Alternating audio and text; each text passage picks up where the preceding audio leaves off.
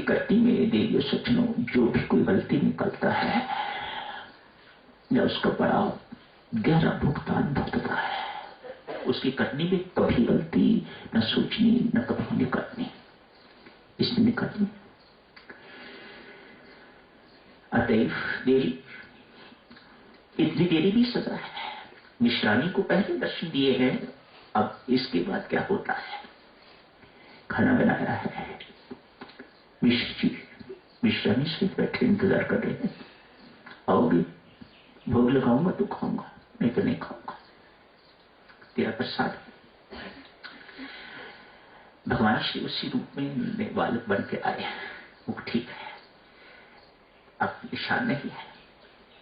जो ऊंट कटा हुआ था वह भी सब ठीक हो गया हुआ है, बिल्कुल नॉर्मल होके आए हैं। मानो जो हड़ताल लगाई थी, जो काटा था वह ठीक हो गया तो ठीक हो गया।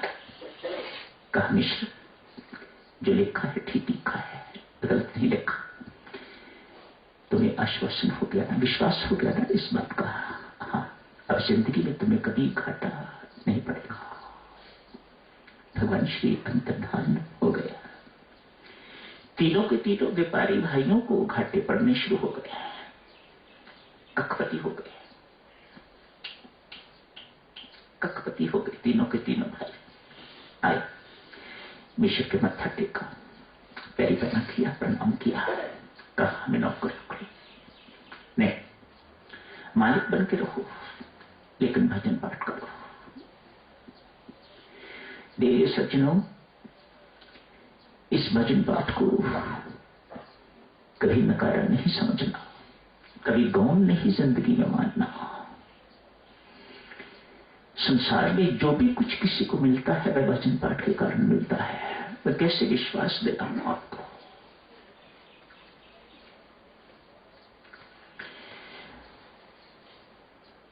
भजन पाठ की महिमा बहुत उच्च है, सत्संग की महिमा बहुत उच्च है। ये लखपति कब कखपति हो जाए कुछ नहीं कहा जा सकता। कौन बचाएगा? भजन पाठ बचाएगा। आइए अगली बात शुरू करते हैं। बहुत वर्ष पहले की बात नहीं, जगन्नाथ मिश्र की बहुत पहले की बात नहीं है, मुंबई की बात है। एक भक्त किसी वक्त लखपति थे, आज कखपति है। भक्तों के साथ भी सब कुछ होता है। प्रारब्ध तो भक्त के साथ ही है ना। वह प्रारब्धहीन तो नहीं है, वह भी तो अपनी प्रारब्ध लेके आया हुआ है। आज कखपति हो गया है, सो व्हाट, लेकिन भजन पाठ नहीं छोड़ा। मानो बाहर से गरीब है, अंदर से माला माल है। बात तो अंदर की है ना। अंदर क्या है? अंदर से माला माल, नाम की कमाई है। राम राम जपता है, प्रेम पूर्वक जपता है। जिस किसी के साथ भी कोशिश करता है काम खोलने की, नौबत इस प्रकार की आ गई है कि मैं किसी के साथ कारोबार अपना खोल लूं। जिस किसी के साथ भी खोलता है उसको भी घाटा पड़ता है। मुस्कुरा के कहता है वाह राम, लगता है तुझे मेरा नाम याद हो गया है। जिस किसी के साथ लगता है उसको भी घाटा पड़ जाता है। मुझे तो घाटा पड़ता ही है, लेकिन जिस किसी के साथ मेरा नाम जुड़ता है उसको भी घाटा पड़ जाता है। मुस्कुरा के कहता है परमात्मा, ऐसा लगता है तुम्हें मेरा नाम याद हो गया है। मानो प्रसन्न है। परमेश्वर से क्या प्रार्थना करता है? प्रार्थना अर्थात बातचीत है ना। प्रार्थना का अर्थ अर्थात परमात्मा से प्रेम पूर्वक वार्तालाप, इसी को प्रार्थना। बड़े आदमी को हुक्म तो नहीं किया जा सकता। बड़े आदमी के साथ आप बातचीत करने की हिम्मत कैसे कर सकते हो? हाँ, प्रार्थना कर सकते हो, हाथ जोड़ के निवेदन कर सकते हो। वो इतना बड़ा है, उससे जब भी बात करो प्रार्थना ही करना, निवेदन ही करना। मेरा निवेदन है, सभी में निवेदन है, मेरी प्रार्थना है, इत्यादि इत्यादि। उससे बातचीत करने की जैसे मित्र एक दूसरे के साथ करते हैं, कैसे हिम्मत कर सकता है कोई? एक सहेली दूसरी सहेली के साथ करती है, देवरानी जेठानी के साथ करती है, कैसे हिम्मत कर सकता है उस परमात्मा के साथ इस प्रकार से बातचीत करने का? तो प्रार्थना, क्या प्रार्थना करता है? कहता है प्रभु, मैं ये नहीं कह रहा कि मेरी गरीबी मिटा दो। मुझे दुख सिर्फ इस बात का होता है, जिनसे मैंने ऋण लिया हुआ है, जब वो मांगने के लिए आते हैं तो मैं दे नहीं पाता, तो मुझे बहुत कष्ट होता है। मुझे उलाहने देते हैं, ये उलाहने मेरे से सुने नहीं जाती। उलाहने भी क्या, और कर भक्ति, और पढ़ अमृतवाणी का पाठ कर, जा सत्संग में, जा श्री राम शरणम इत्यादि इत्यादि।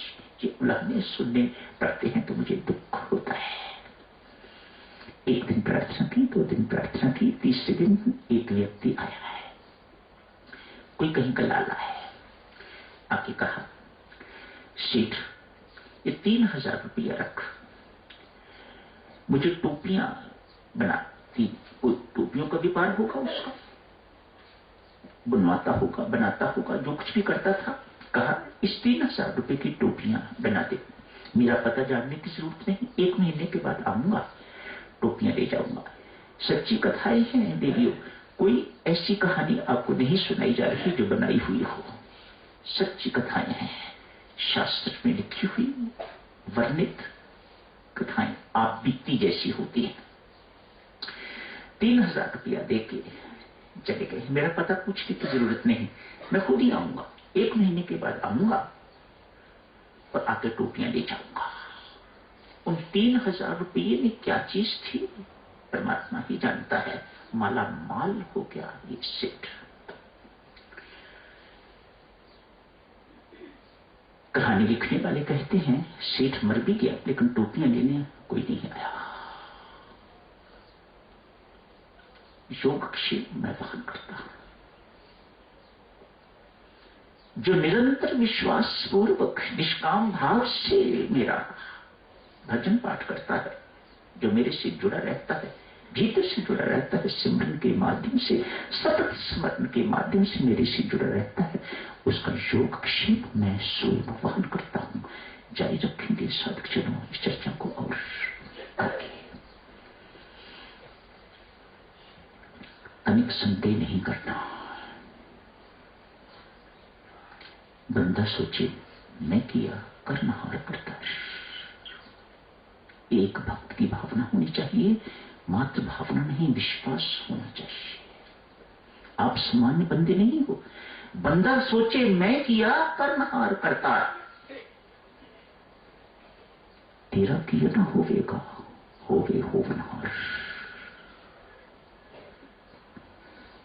ये प्रत्यक्ष परमात्मा दिखाता है साधक चलो साधकों को, बाकी बंदे तो ठीक है। तो यही समाप्त करने की इजाजत दीजिएगा।